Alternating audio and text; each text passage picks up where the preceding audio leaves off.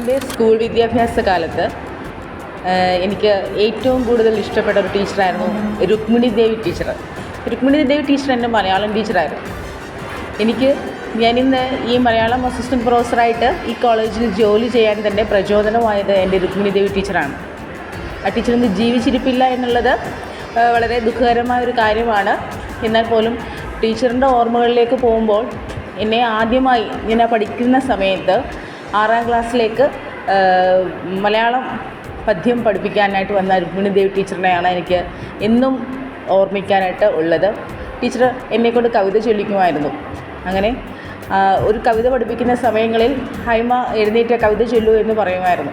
കവിതയെ അതിൻ്റെ താളബോധത്തോടെയും വൃത്ത നിബന്ധനയോടുകൂടിയും ഒക്കെ തന്നെ പഠിപ്പിക്കുകയും അത് ചൊല്ലിക്കേൾക്കാൻ ആഗ്രഹിക്കുകയും ചെയ്യുന്ന ടീച്ചറിൻ്റെ ആ ഒരു പഠന രീതി എന്നെ എപ്പോഴും ആകർഷിച്ചിരുന്നു.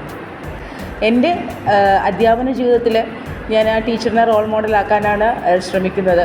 അതുകൊണ്ട് തന്നെ എൻ്റെ ഏറെ പ്രിയപ്പെട്ട ടീച്ചറിനെ ഞാൻ ഈ മലയാളം അധ്യാപിക എന്ന പദവിയിൽ ഇരുന്നുകൊണ്ട് തന്നെ വളരെയധികം ബഹുമാനത്തോടു കൂടി ഓർക്കുവാനായിട്ട് ശ്രമിക്കുകയാണ്.